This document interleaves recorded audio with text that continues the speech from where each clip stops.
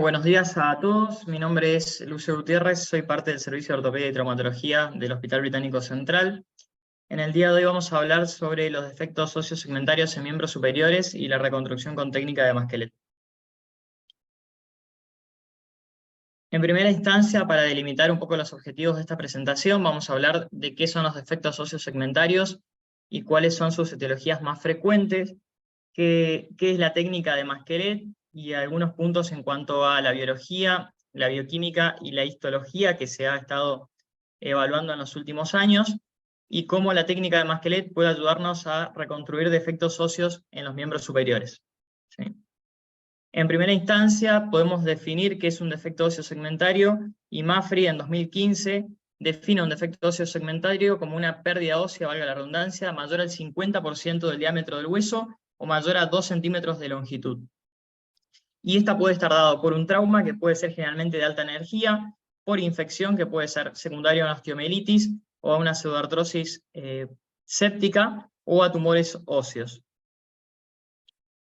Los defectos óseos segmentarios son de difícil resolución porque el tratamiento en sí es complejo, va a depender básicamente del tamaño y la longitud del defecto, de la ubicación en donde se encuentre, del estado de las partes blandas, de la perfusión local y del estado neurológico tanto del paciente como del miembro afectado. A su vez hay que tener en cuenta si hay una sobreinfección agregada. Y el manejo obviamente que va a depender de la edad del paciente, del estado de salud, y acá tenemos que incluir las comorbilidades como ser tabaquismo, diabetes, hipertensión arterial, y del tamaño del defecto como se mencionó antes, pero sobre todas las cosas de la experiencia del equipo quirúrgico. A lo largo de los años se han estado utilizando diversas técnicas a la hora de tratar de resolver un defecto óseo segmentario, y estas fueron, por ejemplo, el injerto óseo autólogo, que puede ser esponjoso o cortical. Generalmente se utilizó para defectos menores a 5 centímetros, porque se vio que más allá del volumen óseo limitado, porque generalmente se utiliza la cresta ilíaca como sitio donante, se vio que en defectos mayores a 6 centímetros se provoca una resorción bastante importante del injerto.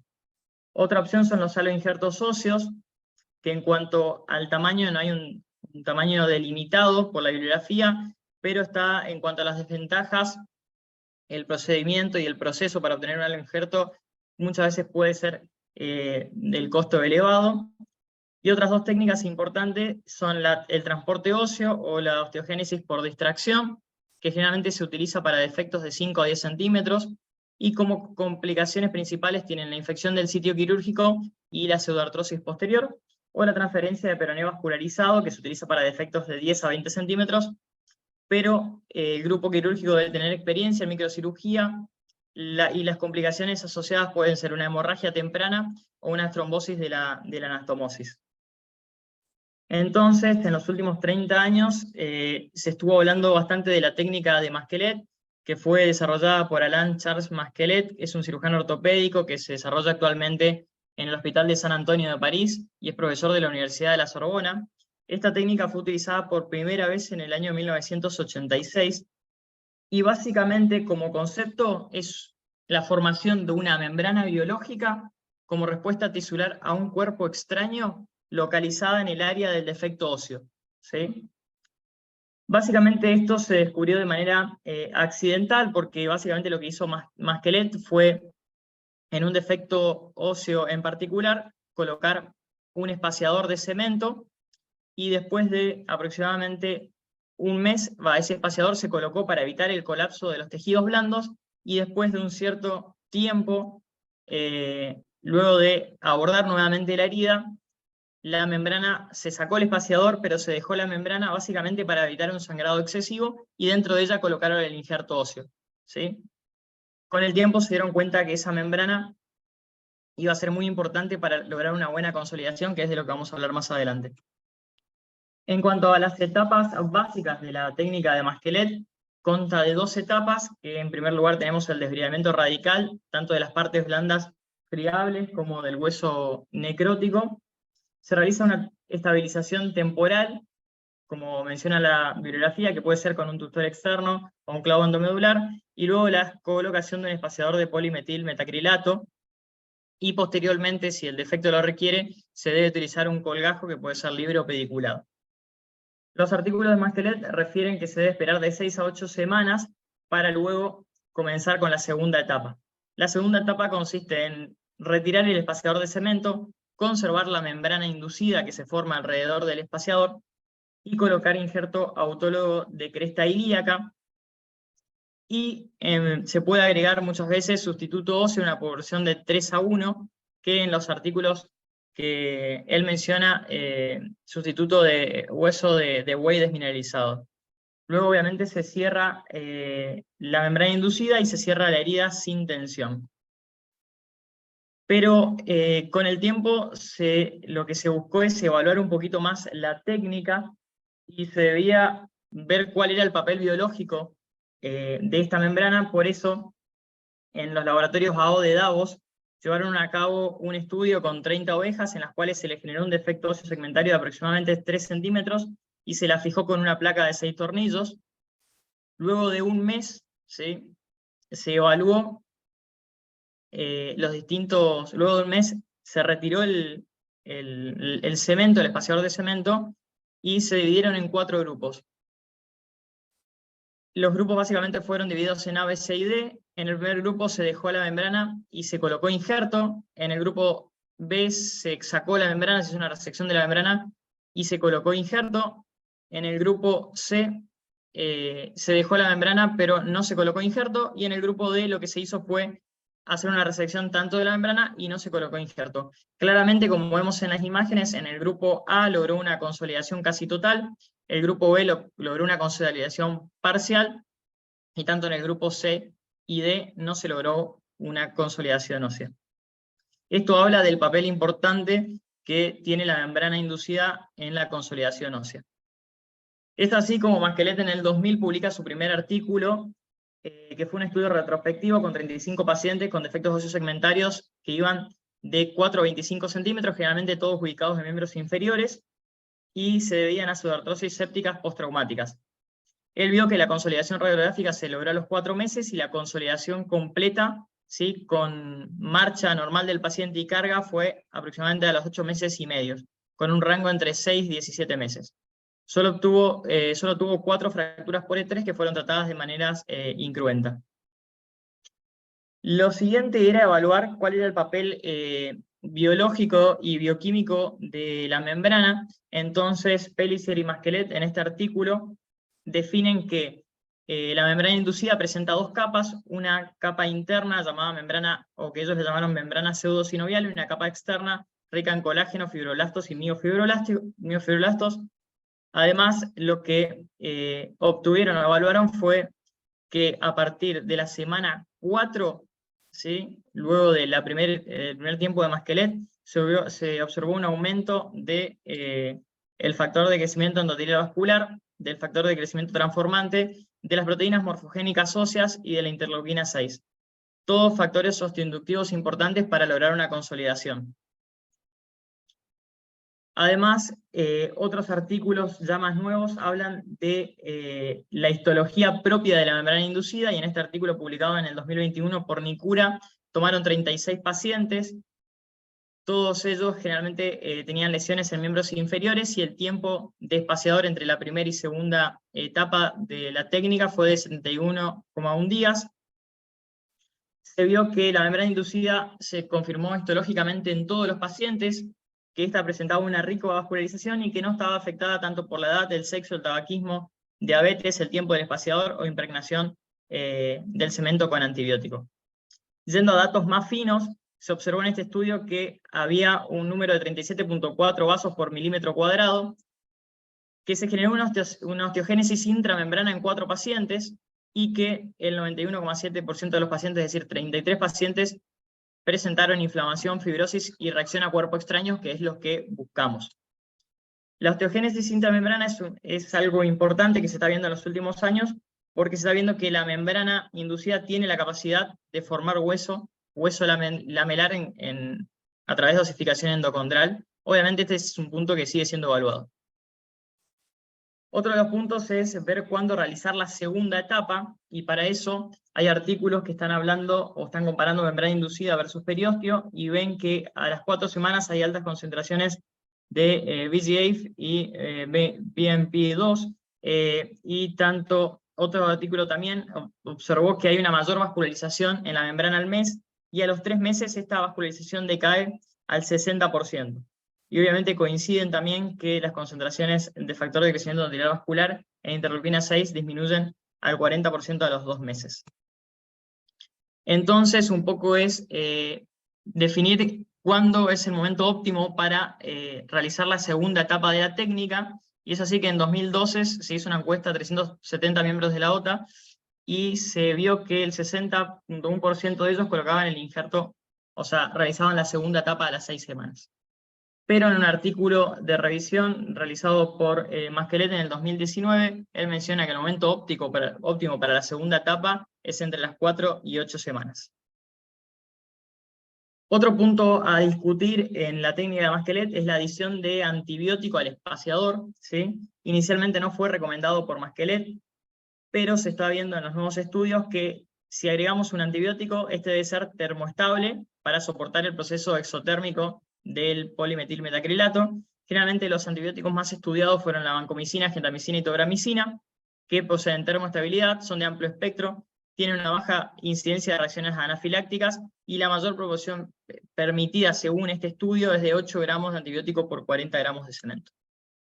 Entonces, la técnica de Masquelet básicamente evita la resorción ósea, promueve la vascularización y la corticalización del hueso esponjoso, promueve la proliferación de factores de crecimiento y osteoindutidos, y confiere una estabilidad mecánica.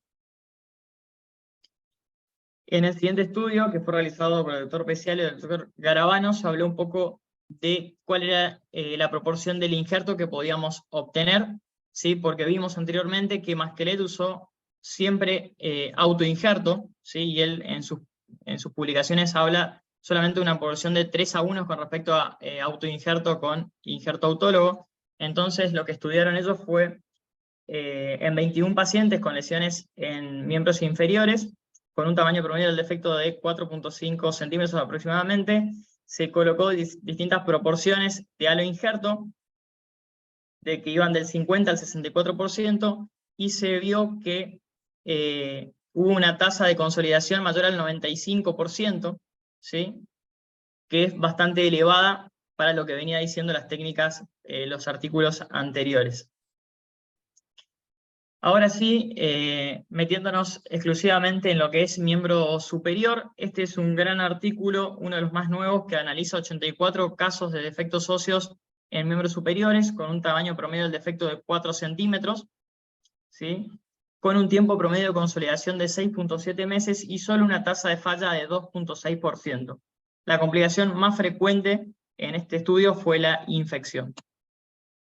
Otra serie de casos fue esta de Comey, que habla de justamente defectos óseos postraumáticos. El tamaño promedio del defecto fue de 4.3 centímetros, con un intervalo promedio entre la primera y segunda etapa de 3.3 meses. Se logró la consolidación en 9 de los 10 pacientes, con un tiempo de promedio de 9.2 meses, y solamente tuvieron un caso de pseudoartrosis. Entonces, para finalizar, muchos han criticado a lo largo de estos años los resultados de la técnica de Masquelet, por eso Menk con Ginaudis, que es uno de los que estudió ampliamente la técnica de Masquelet, publicaron este artículo en 2020, en donde hablan de los resultados mixtos, de manera irónica, de la técnica de Masquelet.